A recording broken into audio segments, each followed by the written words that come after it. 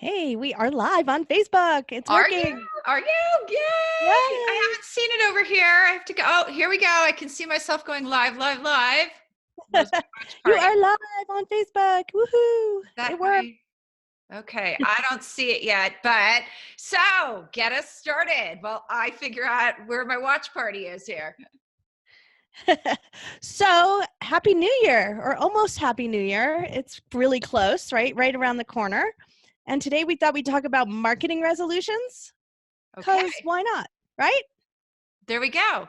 For some reason, I'm stuck. So, I love New Year's. It is like big tradition in my family to be how do I say it, to set your resolutions. Like, my dad makes a big deal out of it. He will absolutely call me on New Year's Eve and goes, do you have your resolution picked out yet? It's been a big deal since we were little. So I've started the same thing with the girls, and we always set resolutions, but we do the same thing in our business. It's not any different. I mean, you might call it a plan, you might call it your year-end plan or your next year plan, whatever it is that you want to call it, but you are making resolutions to do something different in the next year, right? Right. Because if we keep doing the same thing, we're not going to get different results. Well, Imagine that. That's what Einstein says. Now, Right? Well, maybe it's Einstein. We're still not really sure. Right? But that's the thing. It's just like, you have to be thinking about that. So the way I like to start, Juliet, is I like to start by looking back and saying what worked and what didn't. there you go. And so that's the first thing that I do, is sort of like, let's do an assessment. And sometimes what worked was what was fun too. Like, we can't forget that just because it wasn't a resounding success, but maybe we had fun doing it. There you And go.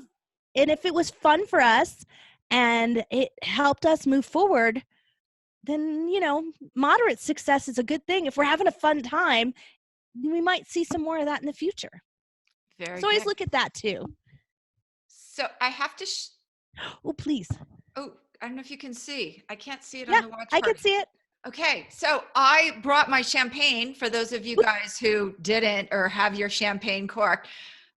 I have like sparkling white grape alcoholic, and I haven't opened it because it has very high sugar content. Well, are you going to give up some sugar in the new year? I don't know. Resolve to have more? Well, no. Is it possible for me to have more? I don't know. I had to go back there. So I actually gave up sugar the day after Christmas, which is why I looked, and like one glass is 37 grams. And y'all know I'm a sugar. Wait a minute, I can't use that word on air, can I? I have a problem with sugar. She's a sugar addict. My name is Juliet, and I am a sugar addict. So But has it harmed you this past year? the sugar? Yeah. I don't think so. So what are you saying? I can do it. It's working for me. Yeah. See, this is the thing. We throw out things that aren't a problem because other people say sugar's an issue. Okay. Right? If it's not an issue for you. Now, that being said, you should go have your blood checked, whatever you've got to do. Make sure you're not, you're not hiding diabetes or something like that we don't know about, right? Like, right. Let's make sure. So we need we need a medical disclaimer. We are not doctors on this show. We are not doctors here, so I'm not condoning sugar for everyone, right? But I mean, if it's not harming you, having a hot chocolate in the morning is not killing you, but it's your fun thing to do, then you should get to do it. Okay. Right? So if there's no harm in something that we're doing, but we're having fun doing it, I want to do more of that. Now, if it starts to be harmful, we want to define that, right? Like in anything in our marketing, if it starts to be costing us more going out than it is coming in, it's not a break even, then we want to say, okay, well, was there something that was still worth it? Did it give me some publicity? Did it give me something that was still of value to me, right? Mm-hmm. And maybe it's, I'm not drinking caffeine, so I'm having some sugar instead, and I'm awake more hours of the day, so I'm more productive. Hey, it's a win-win for all, right? It doesn't have to be as clear-cut as people like to make it out to be. But you do have to have ROI from it. So let's explore that, because that's one of the. I'd say with marketing though, there are 3 stages of marketing. The first stage is testing. You cannot expect an ROI on testing. You have to expect some kind of metric understanding that you're going to get to metrics. You're going to learn something from it, but to expect a return on investment is ridiculous. You don't do that. I want a net zero in a launch process. So after I've done some testing and I figured out, okay, something's working here, we're on to something. Now I'm going to set out my launch of whatever it is we're going to actually do, whether it's an Instagram program or whatever that might be. I want to at least break even. So I want to, whatever I spend, I want to get back. And while I'm doing that, I'm learning and I'm refining more and I'm getting it to where I want it to be. And then of course, then you want it to be, you edge it up and you move it into something that has a direct return on investment or has a metric which you feel is valuable enough for your business to make it worth spending that money or that time, because sometimes it's time that costs you, like doing a live stream, right? And so you want to make sure that those things are happening for you, but you have to take them in stages. There's nothing that I've ever done, whether it's in marketing and product, in anything, any service, any single thing that I've ever done, that you didn't have to give it a launch period of which you were learning something along the way. And at best you broke even. I even go so far in product. It's okay if you lose money if you didn't expend it to buy inventory. So like, this is something I talk to my product people. So remember these mic blocks, right? I 3D print them because it would cost tooling dollars to make them. And so unless I'm willing to put a lot of dollars in to sell enough inventory, why would I want to make them at that? So yes, it cost me 3 to 4 times the cost of actually having them molded if I paid for tooling, but I'd have to shell out upfront money. And if I don't know if someone wants to buy what I have to sell, why would I do it? I use the same thing with courses, books, like all of those things, right? I mean, Juliet, you know better than anyone on a book or a course or anything like that. If you don't have a market for it, why are you spending the time to have this thing fully developed? Right. So market testing stages, it's okay to lose some money in that, because if in testing, you're not expending money to develop a full course or buy full inventory. Right, right. So for those of you who don't know the joke, I actually sold a product at a stage in Wyoming that I hadn't developed yet. And there you go. A lot of it. And I came back and went, oh my God, I'm working 24/7 for the next 3 weeks. But you had a market for it. There was need. And it worked. So yeah, but not to be replicated at home. Don't do this at home, kids. No. Yeah, that's not my preferred way to do it. Like, ease into it, but you know, have a method by which you can deliver, and you can do that. Right. But that's where, you know, we look at our resolutions for something and we set some outside metrics. I think that's really what you're pointing to, Julia. As somebody else said, sugar's bad for you. And it may not be bad for you. It may be seriously bad for me, but it's not bad for you. And why do we set that in our marketing? Facebook's not necessarily right for everybody. Instagram's not right for everybody. And we set these metrics and these marketing metrics in place and the tools that we use, and we say they're going to be right for me because this so-and-so says that. And those metrics that we set sometimes are really unrealistic. Yeah. So we take a course, and here I'm not gonna say a name here, but every once in a while someone reaches out and tries to sell me one of those Facebook communities, 6 figures in 90 days. And every time that person comes to me, I say, can I talk to some of your satisfied, happy clients? And then that person goes away and then comes back. That's the kind of thing that sets really unrealistic expectations. You have a business, and businesses don't just explode for the most part. Most businesses don't. So you have to go into it. You can expect ROI. You have to look at it, but you can't have unrealistic expectations. I'm going to share this with you. When I started out in real estate many, many years ago, I was Rookie of the Year. So they asked me to come and speak to a group of budding real estate agents. And I actually got in trouble because I told them not to quit their day job. And the company was a little bit upset, like, those are our money makers. But realistically, a lot of those people quit their day job because they thought that real estate was going to make them a huge amount of money, and only like the top 2% of real estate agents really make money. So I was giving them And that realistic 2% statistic, guys, that goes across everything I've ever done. There Yeah. really is almost always a top 2% that really make any significant money. And then the drop off is tremendous beyond that for almost every single thing, whether it's being an Amazon seller, being an author, like every podcasters making money on ads, like any single thing that I've ever seen or done, there is a very small percentage that succeed. Mm-hmm. So something to think about for 2022 is 2020 also 2020 20, I was like, oh wait, we're jumping ahead to 2022 already. we're going to 2022. One of a new client I brought on today was asking me about ROI, and he said his goal is that he has to grow and see results. That's a really good expectation for yourself. Is not just expecting that you're going to see it necessarily in the money, but how are you growing? How are you expanding? You know, if for some people, it may not have to do with direct monetization. It might have to do with how are you building a team in 2020? Or how are you learning to speak to your employees in a way that makes them more productive?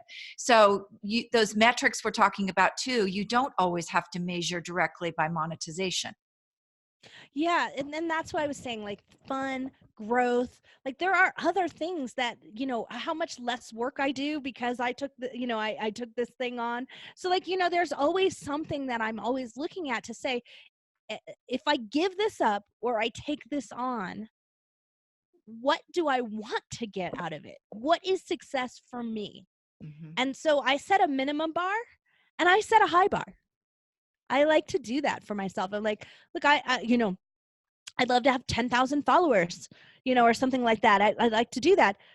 But what I have to do to get there, that's not what I want to do. Right. So, like, that's where you start to look at that and say, that sounds like a great metric because everyone should have 10,000 followers on their Facebook or, their Instagram or whatever that is. But what I'd have to do to get that either is ineffective. Like, I can pay to get that. But they won't do anything once they follow you. And then, or in order to work my butt off to get that, I'd spend my entire time on Facebook or Instagram or whatever. And I don't want to do that. That's not how I want to run my business. That's not how I want to run my marketing.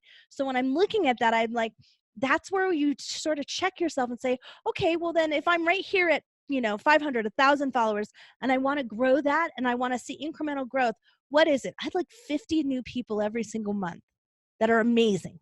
Okay, great. That's something measurable. So that's why I always put that low bar there, because I might exceed that, easily do a couple events and exceed that. But at least I'm setting that and saying, that's what I'm willing to put in. And that's what I expect to get out of it. If I didn't do that, then maybe I didn't hold up my end of the bargain on that. Right. I see Aaron Young just liked a post. I'm excited to announce the Mass Media Summit. So let's talk a little bit about that at the end too. Well, and that's also resolutions. Like last year, Scott Carson, speaking of Mass Media Summit, because he's the organizer of it, right. that he and I were like, we're going to do 52 podcasts. We're going to guest on 52 podcasts. And I did like 5 or 6 like right away. And then I said, you know what? I don't really want to do this. Like, this isn't for me. I was like, this sounded really great. And I'm all for being competitive. But I was like, no, I don't want to be on that many people's shows. Like, it's not serving me and it's not what I want to do. So I'm not going to guess, but I will do more of my shows. So I added another show then at that point. But that's another thing, right? You don't necessarily want to say, well, everybody's jumping on this 7-day challenge. Let's do it. And it's not right for you. So always be thinking about that. But I am always looking for ways to find other ideas. And especially early in the year, that's why I'm excited about the Mass Media Mastermind Summit, because there's always the most interesting mix of people. And Scott brings together such great people that have such great ideas. And there's always going to be something, if you've been saying, well, I'd really like this to be my marketing resolution, but I have no idea how I'm going to do it.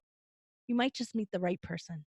You might. And I'm going to say something else about it. I took a chance and went to one of Scott's events earlier this year. And, I thought it was going to be bigger, but when I walked in the room, I had the most extraordinary 2 days there. I literally won't pull it out.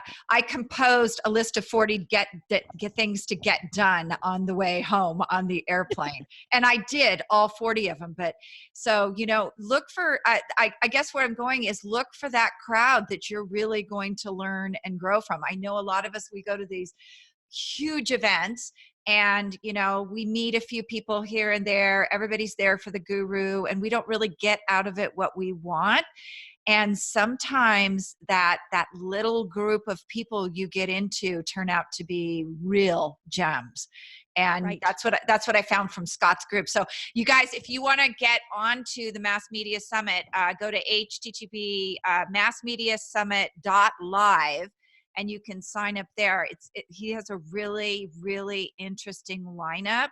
I feel like I'm plugging him early, and he's going to be on 2 weeks from today. That's right. He's going to be on Mass Media Mastermind. I will not be there. Scott will be in my place. Is that what we've arranged? Scott's going to. Yeah, I won't be back in time for that one on that day. So Scott's going to have to be in my place on that day. So that'll be the first one without me.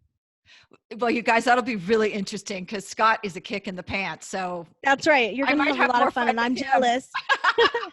Actually, I will be out for 2 weeks. I will be out for the 2 weeks in a row, the 13th and the 20th in January, because the 20th, well, that's my anniversary weekend. So, and that's a holiday. So I won't be there on that Monday either. So you'll miss me 2 weeks, but I'll be the first and the last week of January. I'll be there. Wait a minute. You're not going to live stream your anniversary weekend? Sorry. No. Sorry, no. A whole new career for you. Although it's going to be so much fun because I'll probably be having ACL surgery right then. So for those of you who don't know, I'm at a ski lodge. That's why there's horrible background here and the very bad lighting. I am at our little ski house. That's my mother-in-law's in Colorado. And Tom proceeded to, within the first 3 hours of skiing, blow his ACL. So yeah, so I thought I was going to have this nice, relaxing, quiet, get a lot of work done, get some reading, get some quiet time. And I immediately got the phone calls from the mountain saying, Tom's in the emergency room and one of my daughters also got altitude sick and had to come home too. So it's been so much fun. Don't you love family trips? Last year you came and visited me and it was fun. It was so much better. I know. I know. What was I thinking, Juliet? I'm telling you. So, Juliet, what's on your resolution list besides giving up sugar? Well, giving up sugar. And one of my resolutions, because somebody who shall remain nameless keeps kicking my butt about it, I'm going to go to more events this year. So I'm really talking to people about what are the ones that are small, intimate, I can get to know people, because that's more my thing. Is I like the relationships. I don't care if you ever buy anything from me. I love people, even though I say I don't believe a word I said. I really do. She really does. So that's one. I think that's great for you. I think that's really, really great for you. So I haven't really fully developed our resolution plan because we have such big plans this year for growth. So mine are just so much I am just, my goal is to actually do less in my business so that I can do all the things that are necessary to bring in the funding and grow. That's it. And so I'm it's really hard because I love my clients. I totally love my clients. All of you out there know that. There's nothing I would do. I would love to do more than to sit there and strategize with you and figure out how to make the best podcast ever and how to kick up your marketing, how to do all of that with each one of you, one-on-one. That's what I love to do. But the reality is that I don't have the time in the day to do that if I'm going to make sure that my business is big enough a year from now. And so I even just getting people to stop writing the referrals to me and getting them to send them to Tom has been it has been the hardest thing. I'm I'm just going to address this and take the phone call. And Tom's you can't take the phone call. You have to send them to me. I'm oh, no. So it's already been excruciatingly hard trying to separate yourself from certain things because, this is one of the things that I find that hard to keep resolutions, right? Is Mhm. that there are the things you procrastinate about, right? That's, people make resolutions like I'm going to go to the gym every day or whatever it is. There's a reason you're procrastinating about it, right? So that's not resolving anything to make that kind of resolution. But there are also the things that you deep dive into that you get caught in the weeds, right? Really easily, because you really do love that about your business, but it actually holds you back from the growth. Mhm. And so that's where I see a lot of people do it in their marketing all the time. Like they're deep in the weeds of their social media, and they're doing way more than they need to do to be successful. And Mhm. so my goal is always to find that kind of happy line between, this is really working for me, I really am enjoying it, it's saving time, it's saving energy, like all of those things are really working for me, but its effectiveness is greater. So you're getting that greater effectiveness from it. And so, I just had a call with a mutual client, Juliet and we had a call with her earlier today, and we were talking about her blog posts, and she hates those transcription style blog posts that we create from the podcast, and she wants to have articles written. And I said, this is the thing. No one's reading your website right now. So to pay someone to write these articles for you or to spend the time to write them yourself is not effective at this stage. What is effective is for you to utilize these blog posts, because as your SEO grows, at some point, you will have a lot of traffic and all of that. And now it will make sense for you to add that into your mix of things that you want to do. But Ex- we get caught up in the sort of aesthetics of things and the way we like them and the way that we think they should be. And the reality is it's not doing much for us. So that's what I'm always looking to pull away, the things that aren't doing much for us. And if I don't do that at a visionary level for my whole business, we're in trouble, right? And we have so many brands and companies that depend on us. We've got to make sure that we're doing everything right from that standpoint. Yeah. So I'm going to bring up another point with these resolutions Hey, and I'm going to point you out in the process. I'm going to call yes. you out, girl. One thing is when Tracy said that's her resolution, action. Her and Tom are actually part of Aaron Young's Unshackled Owner. So that is one thing I can't stress enough. If you make this, don't wait. Don't say, hey, this is my Right. resolution. I'm starting on the 1st, and I'm going to take action then. Start action today. Do whatever you need to do to pull Right. the trigger today, because you never know what's going to happen between there and Wednesday or there and Friday or Monday when you get back. Take that action step right now, because once you take it, this is your resolution for this year, but you took that action step a month ago and said, Yeah, this is and what I'm every time I get one of those emails where I'm referring people out, I'm taking minor actions too. Like, we have to remember that there are all sorts of little things that happen. It's not just the big action we need to take. There's also little steps along the way of things we need to take too. Mhm. Like, checking out the sugar content on everything in your cabinet. 37 grams. Maybe I'll go christen. Anybody have a boat? Anybody in Utah have a boat? Maybe I'll But, just go christen the see, boat like, with it. to me, is that really worth it? Or should you just go for like the super dry, like really fun champagne and forget? I don't drink, so I don't I think. know, but that might have less sugar and it'd be more fun. Well, that depends on who you talk to. It's more fun for, because I quit drinking because I was too much fun. Well, you never know. So, yeah, I love the idea of resolutions, but if you don't put action against them, then what's the point? Right, right. You can't manifest something that you don't put action into. Yeah, absolutely. And I also think that we make unrealistic resolutions. So be thinking about that. That's why I like a measurement from prior. So just taking a backwards look, and not, you don't have to do full analysis. I'm not telling you to do that. I'm just saying, like, what did you do this past year that you really had fun doing, that you would say, I'm going to do more of that? Why not just Right. do it that way? Why does a resolution have to be giving up something? Or, it could be something that you want to do more of because it was so fun. It was so rewarding. Maybe it had a great ROI. I'm going to look for more of that. You start asking for that, it's going to appear. It is. And here's something that would be a good idea for a lot of you. Really short read between now and the beginning of the year is The Science of Getting Rich. Because it's There you not really go. about Another getting Aaron rich. Young It's about thing. action. It's about a lot of things. So it's the Aaron Young thing. Aaron Young wrote Yeah, the book. Aaron Young suggested it. Yep, exactly. back in 1910. I've read it several times, but It's I'm really old. Yeah.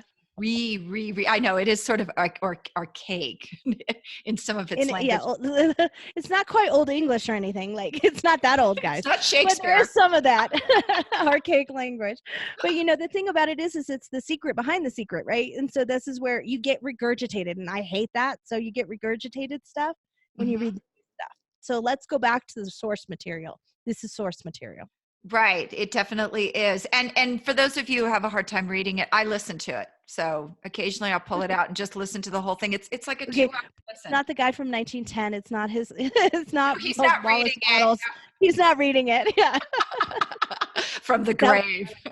Beyond the grave. I don't know. They're doing that holographic. Have you heard of this? There's a company doing holographic lessons for entrepreneurs, and so you could have Oprah Winfrey a hologram across the world or something like that, so she didn't have to be in the place, and you'd have these holographic teachers and gurus everywhere. So why not? It could feel like he was right there giving you the lesson. You could. One of my clients is a medium, so we could bring Bonnie Darby in to channel him and read it for us. Yeah, there you go. Wallace Wattles, right? Yes, that's what it is. I think his name's Wallace Wattles. Yes. So and it's Wattles, I believe. But great book, and it's an easy read from now. Like, get it read and start putting those principles into what you want for the beginning of the year. Absolutely. So, Happy New Year, everyone. I'm so excited for 2020. I don't know. I think 2020 sounds like a great year, right? It's a way to get vision clarity, right? Who doesn't want to have 2020?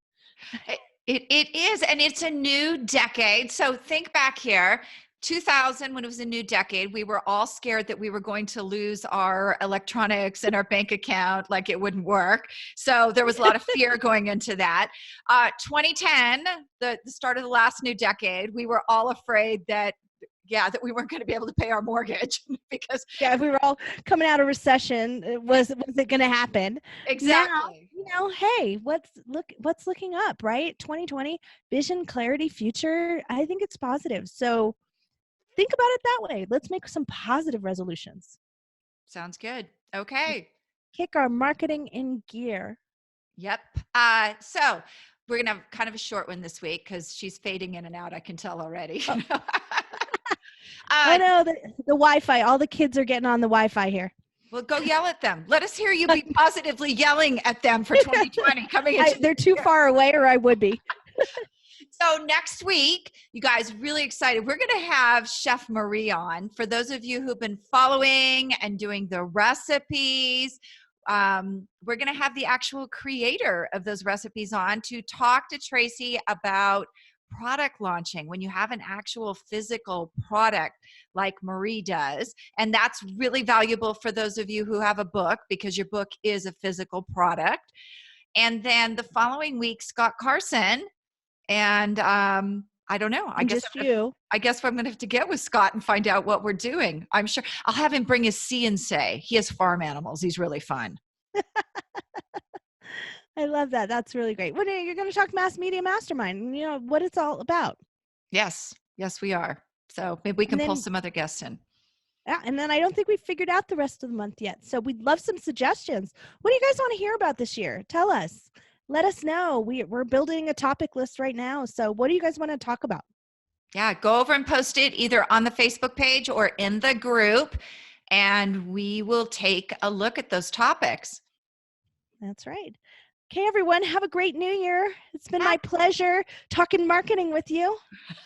Well, happy Juliet, New Year. Thank you for being my co-host and my buddy here. We have a lot of fun together. Thank you. I know I missed our call today. We didn't have a big call like we usually do. So how dare you? How dare you have fun and leave me out? I know, really. We'll have to get back on it. We're going to resolve to get back on it. So we will. All right. Thank you, guys. Have a very happy New Year.